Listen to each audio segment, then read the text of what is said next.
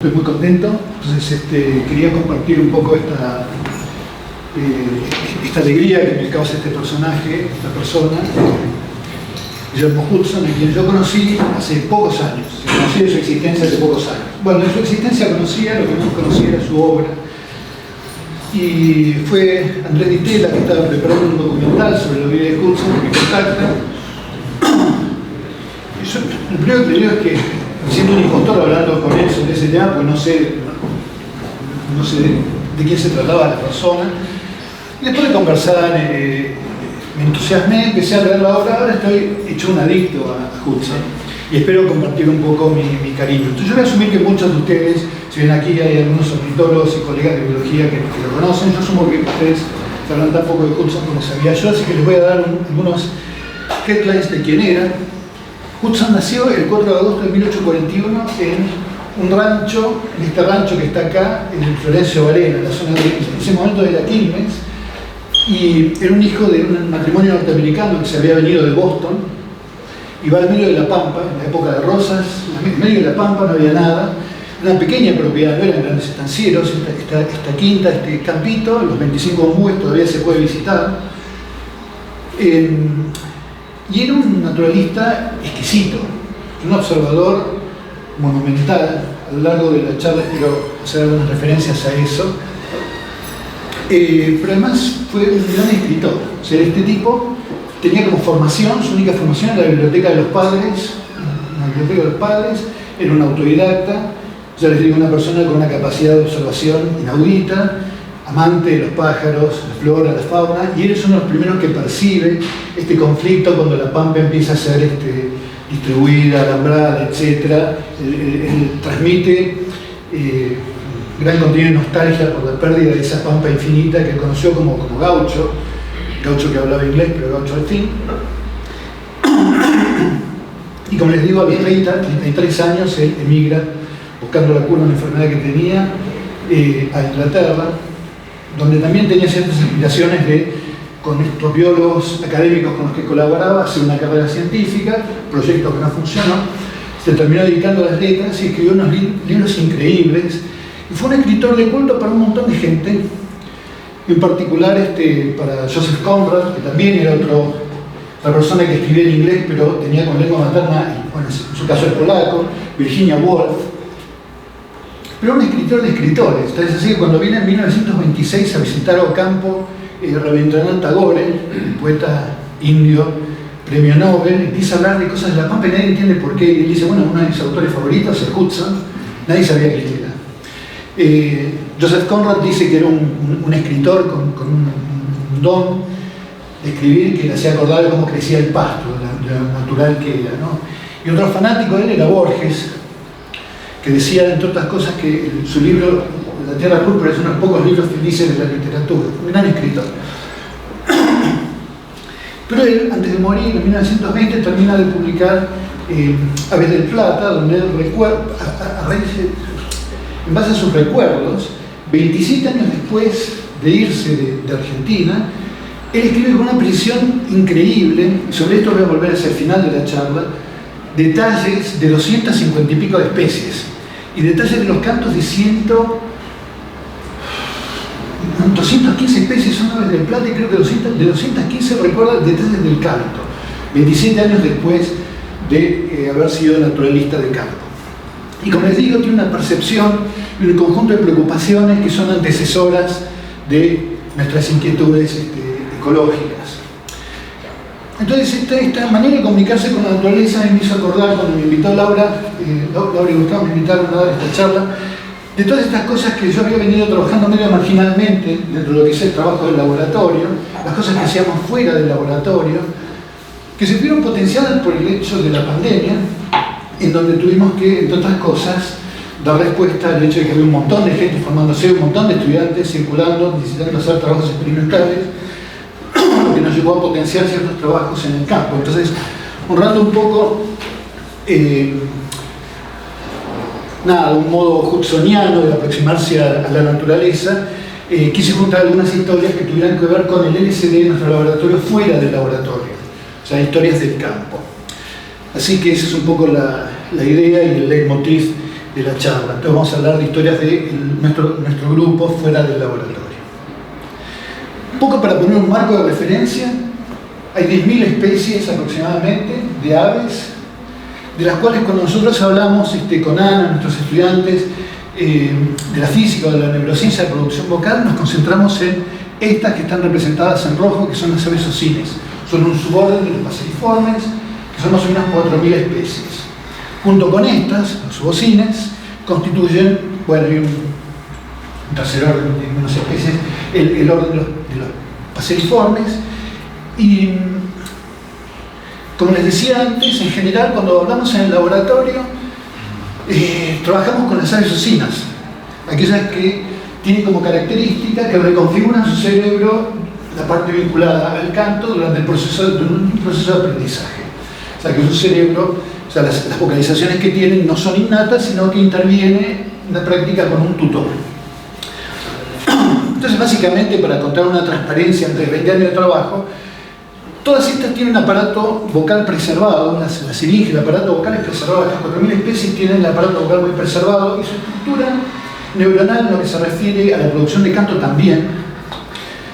Y entonces tienen un par de fuentes sonoras que generan fluctuaciones en el flujo de aire que luego son filtradas por un tracto y una cavidad por el esofaringeo. Entonces, cuando uno estudia la dinámica no lineal de estos labios, en el espacio de parámetros aparece un conjunto de soluciones donde oscilan los labios o donde no oscilan, y en función de las bifurcaciones surgen oscilaciones con contenidos espectrales que permiten reproducir muy bien timbres muy sofisticados con instrucciones muy sencillas. Entonces, para distintas aves ocinas, uno lo que tiene que hacer es dilucidar cómo el cerebro genera estas instrucciones motoras, y uno genera síntesis que acústicamente son muy buenas. Una ave se los puede confundir con su propio canto, al menos neuronas selectivas, lo que mostraban hace unos años, que neuronas selectivas ante el canto propio pueden reaccionar de igual manera a un canto natural, a un canto sintético, teniendo en cuenta modelos muy minimales de la producción vocal. Ahora, como les decía, ni bien uno se va de las aves ocinas, que generan estas instrucciones sofisticadas, la pintura que está empezando a emerger es que cuando no hay aprendizaje involucrado, el nicho en el paisaje acústico lo encuentran con un montón de cambios anatómicos, morfológicos en su aparato vocal o modos dinámicos de operarlo que dan lugar a propiedades acústicas, las que le corresponden a su, como les digo, su nicho dentro del paisaje acústico. Por ejemplo, en nuestro laboratorio nosotros encontramos que los traqueófonos tienen 3 fuentes sonoras, son 3 dispositivos no lineales que se acoplan, dan lugar a una dinámica muy interesante, que dan lugar para distintas especies a propiedades acústicas muy simpáticas. Si uno esto lo acopla al hecho de que estas fuentes sonoras se pueden acoplar por feedback con las fuentes, da lugar a una dinámica muy rica, que es lo que nos tiene entretenidos muchas veces cuando hacemos modelo. Y ya si nos vamos de las ocinas, de los paseriformes, podemos tener otras cosas sofisticadas. Por ejemplo, acá tenemos ejemplos de 2 especies de palomas muy vecinas filogenéticamente, pero que tienen su aparato vocal ligeramente distinto. Una de las dos, la paloma maculosa, tiene sus labios siringios ligeramente asimétricos, comparado con el caso de la picazuro, que los tiene simétricos, y eso hace que, aunque toquen la misma partitura, desde el punto de vista neuronal, el contenido tímbrico es totalmente distinto. Entonces, la idea que uno tiene es que existe lugar para tener una diversidad de fenómenos dinámicos para distintas especies que a mí me divierte un montón. Te voy a hacer una pregunta, porque vos mencionaste que Hudson había descrito el canto. ¿Cómo? Porque vos tenés todos los sonogramas. ¿Cómo lo describía? Él, onomatopéyicamente. O sea, hacía como escribía... Sí, él escribía cosas que, digamos, habladas, claro, pri, chip, o sea, 3 sílabas notas largas, un trino, un gorjeo, ese tipo de cosas. Tener una descripción como la que decís vos, un sonograma, que lo van a saber, es uno de los grandes cambios tecnológicos de 1950. Peter Marler ellos empiezan a trabajar con sonogramas y hay un cambio cualitativo de lo que es esta descripción verbal, de lo que es el canto, a tener una representación cuantificable. Claro, pero yo creo que si es más agudo, más grave, tampoco lo puedes poner en el chip, pri. Ahora, tal cual. Por eso hubo un cambio cualitativo en los 50. De eso voy a hablar un montón en un momento de la charla. Entonces, como les decía, cada tanto viene algún colega, que puede ser Juan, o puede ser Pablo Tubaro, o Darío, y me dicen, chicos, si escuchaste la vocalización de, y en general yo sé que tengo un año perdido ahí, pues hay algo difícil, y esto me lo hizo Pablo Tubaro, me llevó mucho tiempo esta historia. Fíjense lo que me hace escuchar Pablo. Perdón. A ver.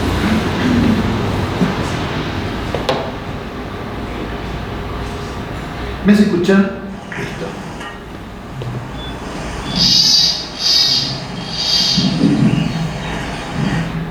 Ok. Este canto a mí me volvió loco porque es lo último que uno se imagina, es el canto de un pájaro, es un chirrido. Es así que yo pensé que me estaba cargando. Tanto pensé que me estaba cargando que yo quise ir a ver este pájaro, quise ir a escucharlo en Entre Ríos, y bueno, ahí nos fuimos a ir de excursión con Pablo, Juan Gabel y demás a Ceibas, a ver cuál era el paisaje acústico donde este animal necesitaba generar estos cantos. Y cuando me convencí de que era verdad, nos preguntamos cómo lo podía generar. Déjenme describir un poquito cómo es el canto de esta especie. Esta especie entonces lo que tiene es un ramillete de oscilaciones. Este ramillete está generado con frecuencias que van de los 100 Hz a los 150 Hz, y cada uno de esos ramilletes está constituido por oscilaciones rápidas del orden de los 4 kHz. Y, perdón, si uno se imagina cuál es el modo en el que se genera esto, cómo se genera la frecuencia rápida y la frecuencia lenta, dentro de los modelos posibles, mismo de otros subocinos, las oscilaciones rápidas típicamente son las oscilaciones labiales, y las modulaciones lentas las puede generar con sus músculos cilíndricos. Juan Doppler hizo una tesis sobre Venteveo donde se opera de esa manera.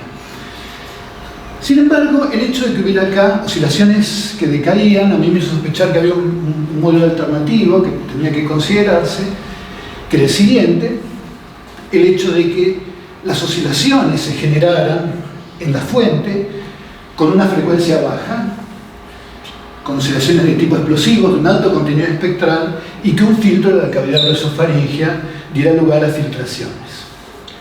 Entonces, el tema es, si yo puedo ir al laboratorio a estos dos modelos alternativos, los puedo dilucidar razonablemente rápido. ¿Cómo hacemos para hacerlo con las herramientas que le hubieran gustado a Hudson? Con contribución de naturalistas vocacionales y con museos. Hudson, a todo esto, a lo que no mencioné, es que colaboró bastante con museos, que se pone en contacto con el alemán que estaba fundando el Bernardino Rivadavia, lleva ejemplares, se lo pone en contacto con la gente del Smithsoniano, y él intercambia material con la gente del museo durante bastante tiempo, también con un colaborador inglés. Entonces los museos son parte del juego válido para los hudsonianos. Desde el punto de vista anatómico y dinámico, hay lugar para generar estas oscilaciones, porque cuando uno estudia la dinámica de estas fuentes, como les digo, hay un modo de generar oscilaciones de carácter altamente explosivo, con lo que en dinámica conocemos como una bifurcación de Sudden-Node en ciclo límite, en donde los labios están en reposo si la presión es suficientemente baja, y cuando la presión es suficientemente alta hay una bifurcación que da lugar a la aparición de una oscilación con un ralentamiento crítico. Entonces uno puede generar oscilaciones de un alto contenido espectral, con la dinámica que existe. Entonces en principio puede hacerse, el tema es cómo validarlo. Voy a hablar a otra persona que yo quería mucho, que es Leo Kadanoff. Leo Kadanoff, de la Universidad de Chicago, cada vez que lo veía me decía: nunca te olvides que hacer modelos para fitear datos es el comienzo del trabajo teórico. Pero es el comienzo, es como prender el aparato. El tema es cuando utilices tus modelos para hacer las predicciones que justifica un experimento que ponga a prueba esa teoría. Leo decía siempre eso. Entonces vamos a ver si podemos utilizar este conocimiento y este modelado para poner a prueba este modelo alternativo. ¿Cuál de estos dos modelos funciona? Oscilaciones pulsátiles de baja frecuencia que son filtradas, o modulaciones lentas de oscilaciones labiales. Entonces, como les decía, todos estos animales, todos los sujetos que nosotros analizamos desde el punto de vista acústico, tenían estos decaimientos en las primeras sílabas, y de hecho uno ve en el espectrograma, acá tenés una representación gráfica lo que vendría a ser el continuo de una partitura, no la frecuencia en función del tiempo, la existencia de oscilaciones de baja frecuencia y un filtro que está enfatizando las frecuencias de los 4 kHz. Entonces, si nosotros vamos a un modelito, nosotros podemos escribir una ecuación paradigmática para describir esta bifurcación de Sadelnow del ciclo límite, filtrarla por la tráquea y por la cavidad orosofaringea, que es un oscilador de un resonador de Helmholtz, como lo que estudiamos en física 2 con De Pini. Eso es un resonador de Helmholtz, nada más. Es una oscilación con un alto contenido espectral y esta cavidad orosofaringea que es un Helmholtz. Entonces, ¿cómo podemos validar este modelo sin tocar al animal? Es un poco el desafío. Entonces, veamos, la frecuencia de un oscilador de Helmholtz, de un resonador de Helmholtz, depende de las dimensiones del animal de esta manera. De manera tal que si nosotros escalamos las dimensiones lineales del animal, argumentos también de escala de física básica, las longitudes multiplicadas por un factor escalar lambda, las áreas por lambda al cuadrado, los volúmenes por lambda cubo, tenemos con que si incrementamos la dimensionalidad del animal, las dimensiones lineales, las frecuencias decrecen con un factor 1 sobre lambda. Por supuesto, yo podría entonces tratar de pesar y grabar a un montón de estos animales y ver si estas reacciones de escala se satisfacen, lo cual no es muy viable. Entonces lo que decidimos hacer es lo siguiente. Hay no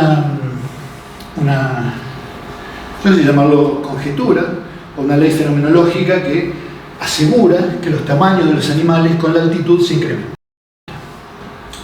Es algo que podemos validar experimentalmente y fuimos a hacerlo al museo. Hay un montón de argumentos sobre la fisiología de qué es lo que pasa cuando uno va a climas que son más hostiles y más fríos con los tamaños, pero yo no voy a entrar en eso.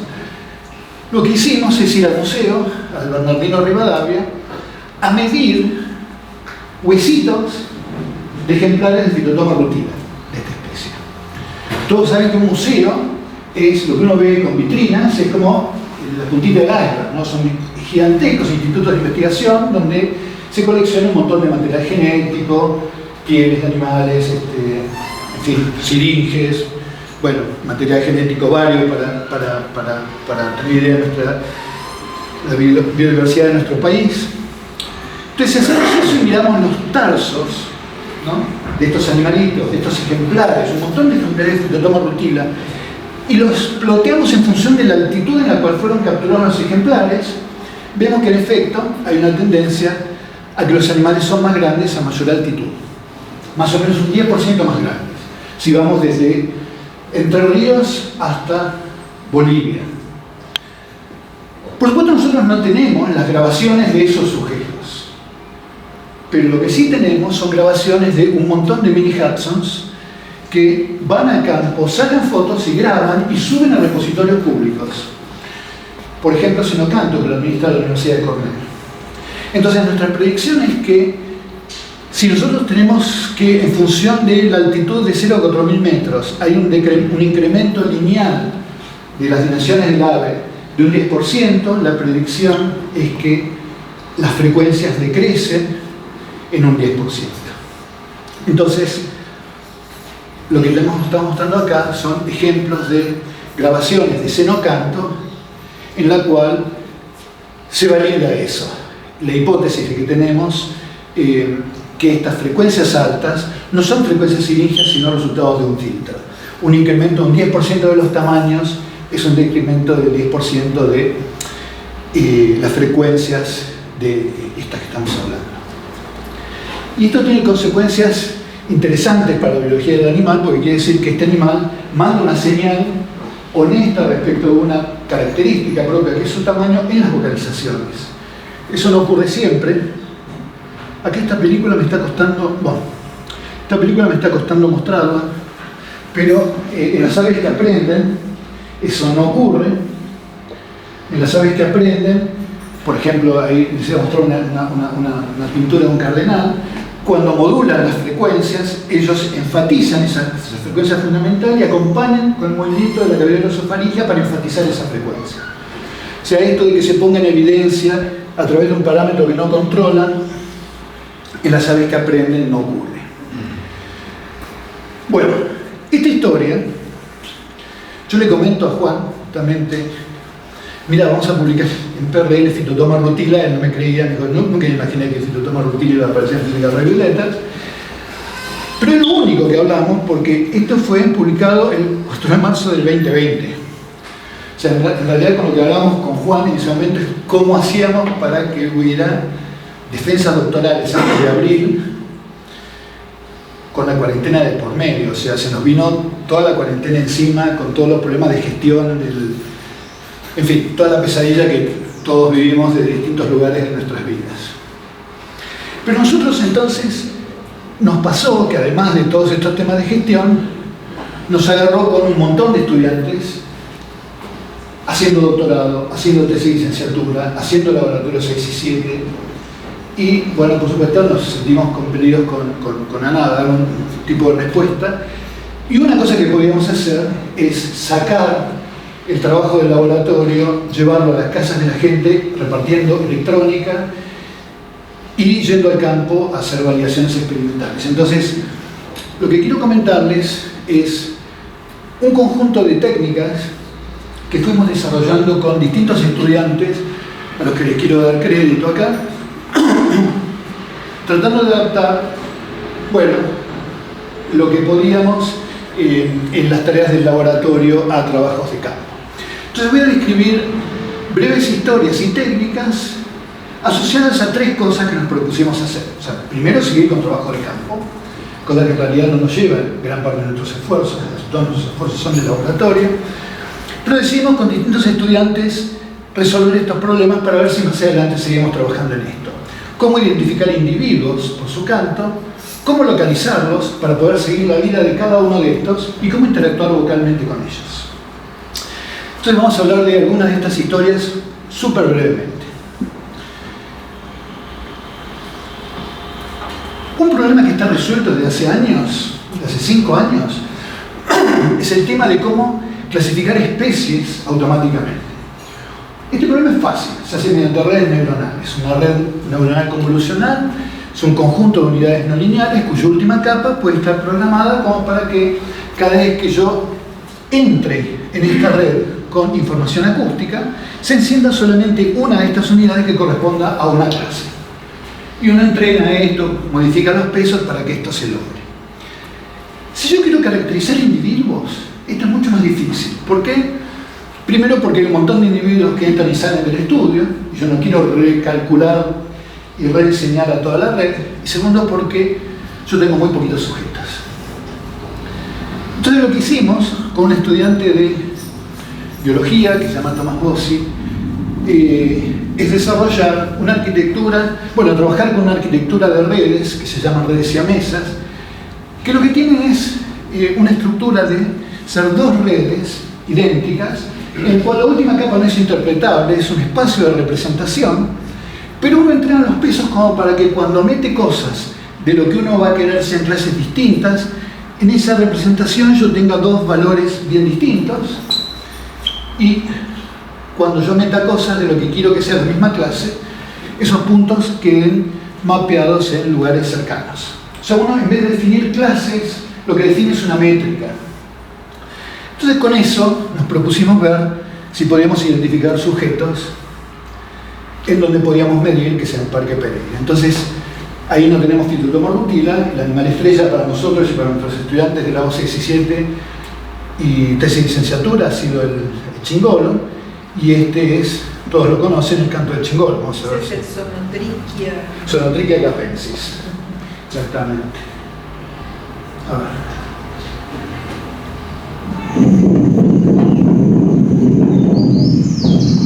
Pa, pa, pa, pa, pa, pa.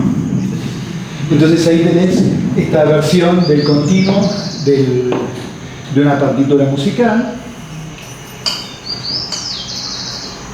Y este es un animal que aprende a vocalizar, pero aprende un único canto, al sumo 2, en casos muy excepcionales 3 cantos distintos, pero típicamente aprende, pero uno solo.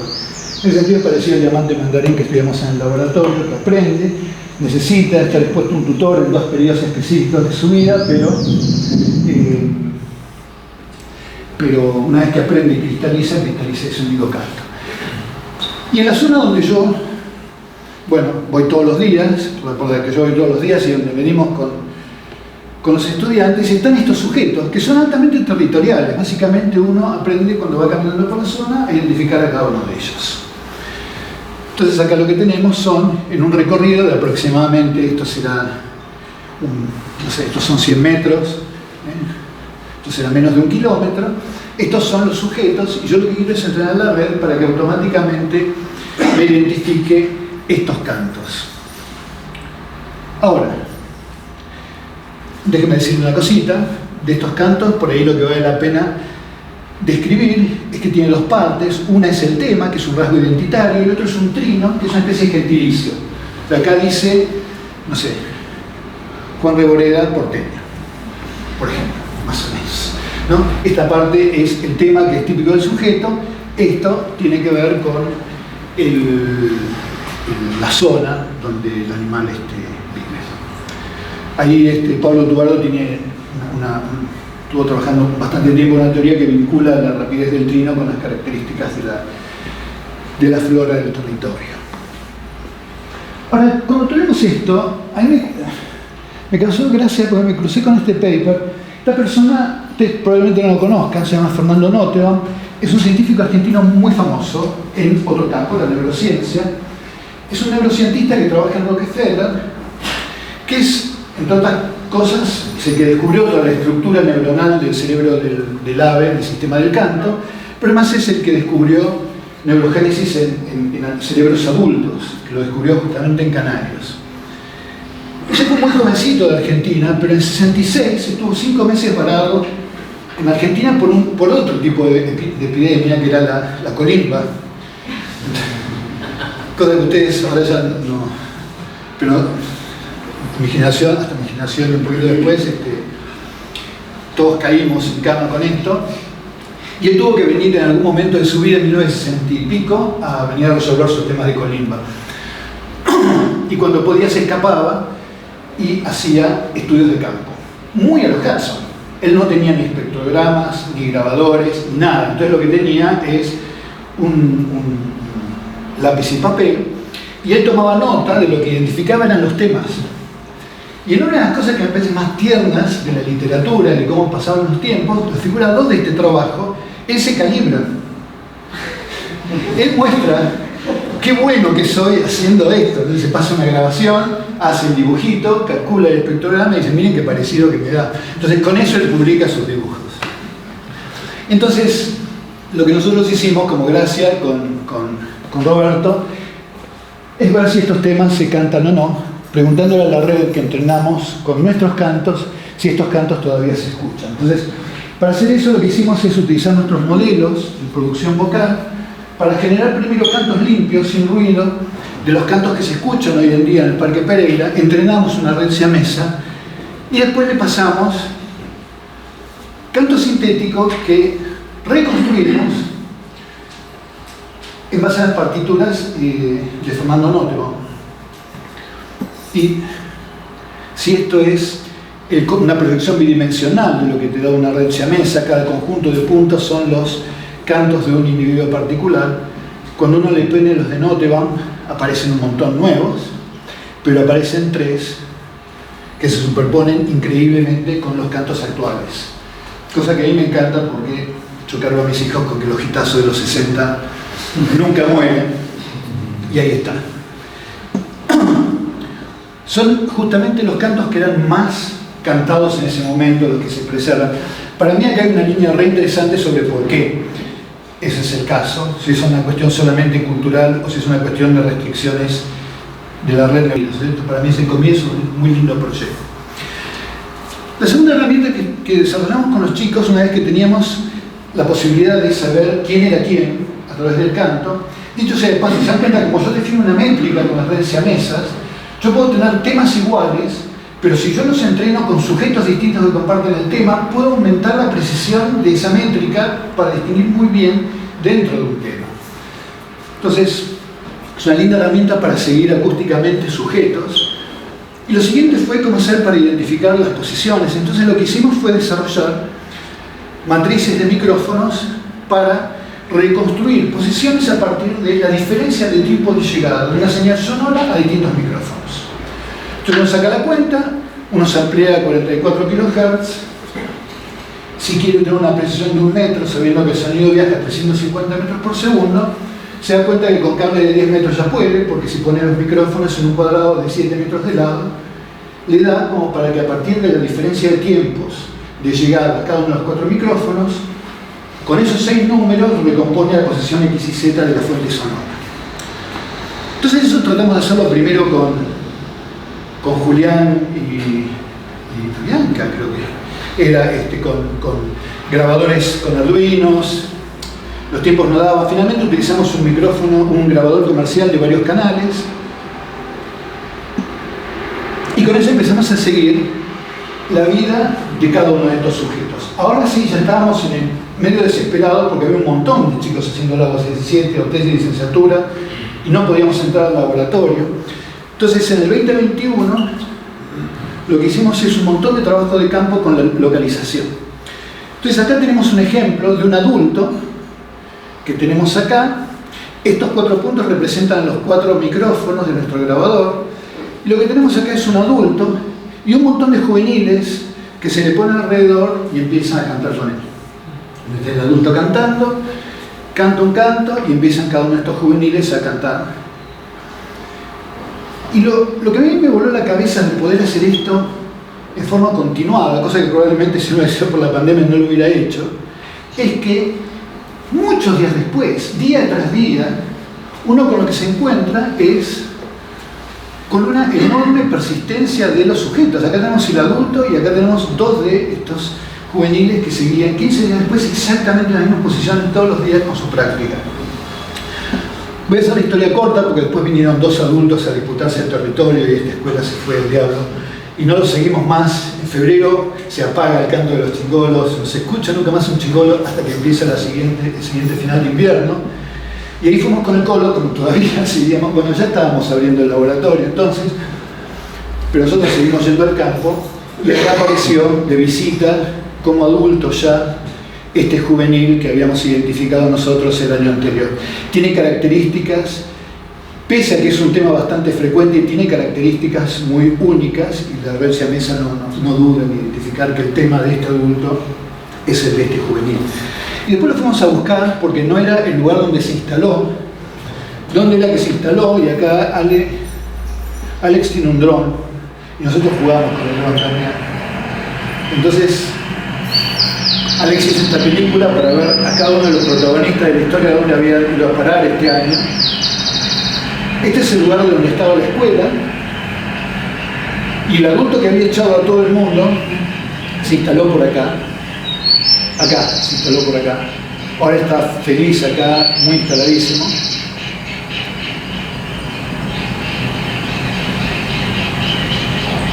Y empezamos a pasar por la red a todos los cantos que nos encontramos para ver si podíamos encontrar este juvenil de este canto tan particular. Y le encontramos el territorio. Va a aparecer por acá. Y ahí está. Y este sujeto es el que nosotros veníamos siguiendo, que tiene estas particularidades acústicas muy distintivas. Estamos bastante positivos que es ese.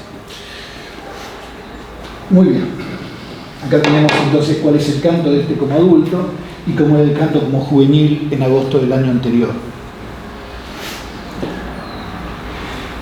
La tercera herramienta con la que nosotros nos propusimos jugar y que estuvimos desarrollando con los chicos en el campo fue la siguiente: un dispositivo que sea capaz de interactuar con los sujetos, es decir, un robot programable acústico, alguien que pudiera mandar canto, escuchar canto, y ahora le vamos a meter, Pedro, sobre todo a vos, transmitir el canto a un centro de gestión. Entonces, esto se construye con Arduinos y con un poco de electrónica. Tenemos grabadores, reproductores, y lo que hacemos es lo cargamos o con el canto verdadero o con el canto sintético que producimos con nuestros modelos. La ventaja de eso es que nosotros podemos entonces ahora jugar con distintas sílabas como para ver cómo reaccionan los animales cuando el estímulo está modificado por distintos parámetros del canto. Cosas que tenemos ganas de hacer es, bueno, cómo cambia la respuesta ante estímulos cuando uno cambia los parámetros, o ver si podemos inseminar un canto extinto, no sé, hay varios proyectos que tenemos ganas de explorar. Pero lo que sí quería contarles es lo siguiente: lo primero que uno tiene que hacer es calibrar esto. Y cada una de estas cosas lleva un montón de laburo. Lo que les voy a contar acá es el proceso de calibración, de ver que el canto sintético y el canto natural en el campo elicitan respuestas similares. Porque son modelos muy sencillos, son sistemas dinámicos que son formas normales filtradas, o sea, es muy sencilla la dinámica. Entonces acá lo que les estoy mostrando es un efecto de calibración, que es cuántos cantos por minuto se generan en función del tiempo. Durante un minuto uno pasa un estímulo de repetición de un canto y uno ve cómo cambia el ritmo de respuesta. ¿Qué pasa si yo le paso a un territorio, a un chingolo, un canto específico? ¿Y qué pasa si le paso un canto conespecífico, que puede ser el propio u otro? Y eso hay que hacerlo sobre un montón de sujetos para evitar la autorreplicación, y con cantos diversos, y sumar las respuestas. Y en este caso particular, anecdóticamente, es que la calibración anda más o menos bien, es decir, que son respuestas más o menos comparables las que uno obtiene ante el canto verdadero o el canto sintético. Sin embargo, si yo les muestro no el promedio, sino cómo se construye eso, fíjense lo desesperante que es. Lo desesperante que es cada una de las mediciones. O sea, cada una de las mediciones, ni a palos es un pequeño apartamiento de la media. Cada experimento que uno hace en el campo, como uno no controla las cosas, pasa de todo. Hay animales que, bueno, uno le pasa el canto y estaban en otra, le pasa el pareja, qué sé yo. Miren situaciones. Entonces, son datos enormemente ruidosos. Y no es sino hasta que uno hace un promedio sobre literalmente cientos de protocolos que no empieza a aparecer la historia. Y es por esa percepción, que cuando me cayó en las manos el Ave del Plata de Hudson, y uno se encuentra con descripciones de una página y media para cada especie, lleno de historias, capturadas por un naturalista que estaba él solito, que era un tipo que además hacía sus trabajos de campo, de vivir en el campo, y que en su tiempo libre iba y hacía observaciones. Y son todas cosas precisas. Por ejemplo, Nottebohm en su paper del 66 habla de cuáles son los ritmos de procreación y demás del chingolo, basado en la literatura de Hudson, del libro de Hudson de 1920. A mí me llena de admiración, ¿no? ¿Qué significa el promedio acá? ¿Qué significa el promedio de un canto? Vos lo que haces es, para cada minuto, ves para cada uno de estos protocolos, en ese minuto, cuántos cantos tuviste de respuesta. Ok. Entonces, para cada protocolo te digo cosas muy distintas. Entonces vos promedias minuto a minuto y lo que tenés es una enorme dispersión. Bueno, así que nada, eso. A mí, cuando alguien puede generar con las herramientas del naturalista observador y sin poder trabajar en un laboratorio historias con tanta precisión, me genera un montón de admiración.